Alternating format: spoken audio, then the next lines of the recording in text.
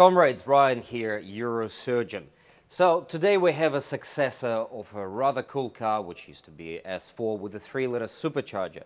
This creature here got introduced in 2015 at the Frankfurt Motor Show and was a long-awaited replacement of a 3-liter supercharged B8. Let me introduce you B9 S4. So this little beast here, the key difference, we still actually have the 3 liters in here, but we're not working with a supercharger anymore. We're working with one big spoolie boy. And it's quite a decent size as well. Sits in the Hot V configuration, just like every V8 these days. And by the way, our RS4, which is right over there, has literally the same configuration of the turbos. So they promised us 350 horsepower, but more importantly, 500 Newton meters of torque. As we know, horsepower is somewhere way up top, but this is not what you use on the daily. You use torque. So this is where that 500 comes in rather handy. Let's have a look what it does on the dyno, what we can get out of it on stage 1. This has 60 kilometers on the clock, fresh import, so this is probably the kind of car you would buy. It's not brand new, it's been through a couple of services.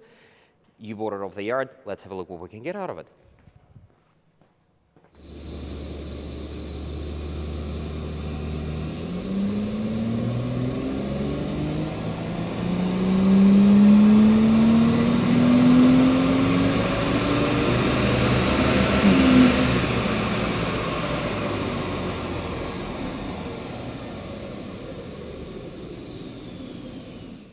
Right, not working with a supercharger anymore, so we got the turbo. One of the key things with a supercharger, it used to replicate the naturally aspirated engine where it would go all the way to the top and your peak performance is up top.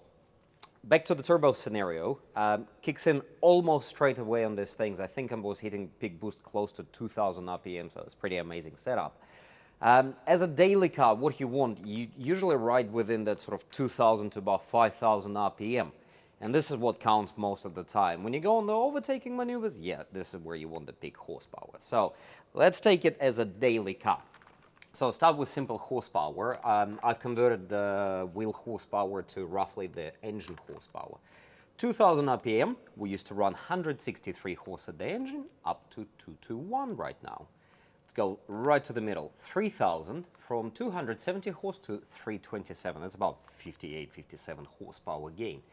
Now, this is where it gets quite interesting. We're moving up to 3.5, which is what you will use just about on the daily. We're going from 296, straight call it 300 horsepower at the engine, all the way to, give or take, 370. Peak power, you hit it about 4.1, and it's about 390 horsepower at the moment. 389.9. Come on, we can give it 0.1 just, as a discount. Reality is it's about 30 degrees here inside the dyno room, so we're getting quite hit so. All right, now this is what gets you moving, torque. We're going to be talking torque at the engine in Newton meters. So peak torque before used to come in about 3000 and makes 504 Newton meters. The same point now, we are making 613, so we are roughly 110 Newton meters of torque up. The important part, you actually get the peak torque quite a bit earlier now, at 2.2 thousand RPM, you are going right up to 631. The interesting part, the car gets massive gain all the way through. Even when you're going for the overtakes, you're going from 462 to 571. Now, you can't tell me that close to, 630 Newton meters of torque is not enough for a daily car.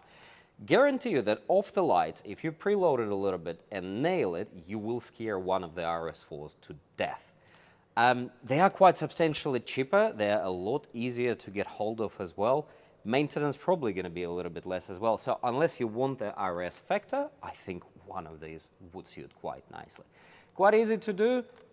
Takes us probably, 7-8 hours on dyno for one of these, including the spark plugs and everything else. So yeah, go get yourself one. Cool cars.